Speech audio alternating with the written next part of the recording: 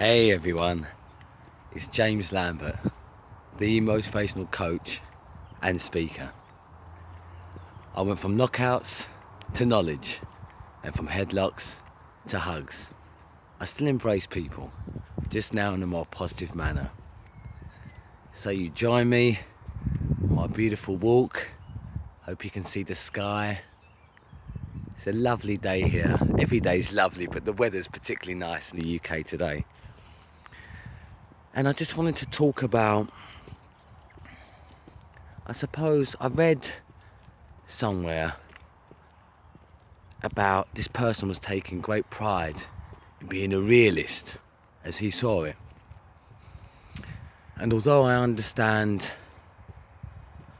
well, it was worn as a badge of honour, and it was, as it were, looking down on, as they saw it, the cult of happiness. Now, while I would also agree that particularly this fake happiness can be very detrimental to one's health and actually will conversely not make you any happier, but anyone who's followed my work even remotely seriously knows that I'm a huge believer in feeling all emotions. Precisely when one does that, you honour them all, which includes, of course, sadness, anger, and the rest. But this overt focus on being real or being a realist, it's sad, as they see it. You see, it's in your map of the world. So, the proponent or the writer of that blog was that his reality may be negative as he deems it. And yet therein lies the trouble. You have had the audacity to presume that you have the overall sight and knowledge that what is occurring that you naively name as being negative is that which you say it is. For how do you truly know? So you saying that you are a realist because I'm not going to be or pretend to be happy because what is occurring is troubling. So says who? You? Well, then in your world, yes, maybe. But to generalize and to claim that you know that which completely defines something as being awful, no. Because what you see as being a tragedy, for me in the past, that was just another day. And so therefore, I could find and learn to happiness in what otherwise was quite tragic. You see, this is where the mindset comes into play. And also, when you talk about being a realist, that completely negates the opportunity that may lie in what you term as being negative for growth and so on. So I don't see it as being real or even denying that happiness does exist because something so-called bad is happening. I just don't get it. So, and to be up on the idea of being overtly focused on happiness because something's going wrong, I don't know why to support one idea over the other is any better. So to actually go, I'm a realist because I'm accepting that my situation is shit, therefore I'm a realist. And the person that chooses to look on the happy side is denying what's happening. Far from it. I believe you can actually, a seeming dichotomy, but nevertheless, you can actually entertain and enjoy both mindsets, for you can completely accept what is occurring.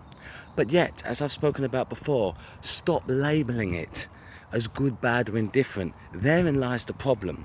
I think that's the problem. So I would agree with the person insofar as if you say to carry on being happy, if you are feeling sad or pained or angry, well, that would be an illusion. Equally, to give in only to the fact that what is occurring is negative, it denies the opportunity, as I've already alluded to, for growth and joy that can and should come from facing the situation, ill or otherwise, directly and face on. So as I say, this is particularly more so, Max, come boy. This is more just for the realists, the so-called realists out there, that it's not an all or nothing. It doesn't have to be an all or nothing approach. Indeed, to the to those that follow the cult of happiness. You can honour your feelings of sadness, feelings that are of non-happiness, for that is essential also. So it's about playing both ends to the middle, I believe. But I think that's the important part I want to get across, that you are not a realist because you choose to focus on the negative as you see it. For as I say, even in seeming tragedy, in fact, precisely because of it, in my own life, some of the greatest breakthroughs, some of the greatest lessons have come from that which I would have previously said were god-awful. So I just think it's beholden on all of us, regardless of our stance, to withhold judgment. Now that is what I mean by that, do not be quick to label anything, any event, circumstance, person or place in your life as being great on the happiness level, or as being woeful on the negative or realist level. Let it be what it is, which is something that is just occurring. You can label and attach a story line to what is happening. That's your prerogative. But I'm suggesting, and what I found helpful in my own life, is to hold off the judgment, at least until you have garnered some more perspective, which is typically done through time on the matter or subject in hand. So I just leave you with that video, or that thought I should say in this video today, that being a realist by no means you cannot adopt a very positive mindset. And of course, being a so-called realist does not mean that you're also wrong in wallowing, at least to some extent, with what you see as being pessimistic. I just invite you to look at, albeit temporarily, sort of the middle ground, or the no ground, even better, that what is occurring just is. Leave the labelling to those still in school, in their colouring books, and the sky is blue, the grass is green. I invite you to join me in seeing life as actually all being beautiful. Yes, that includes the seemingly bad, for through it, some of the greatest opportunities for growth, learning and love lie. So I'll leave that there for now. As always, whatever your position or stance in life, you are unstoppable, and I believe in you.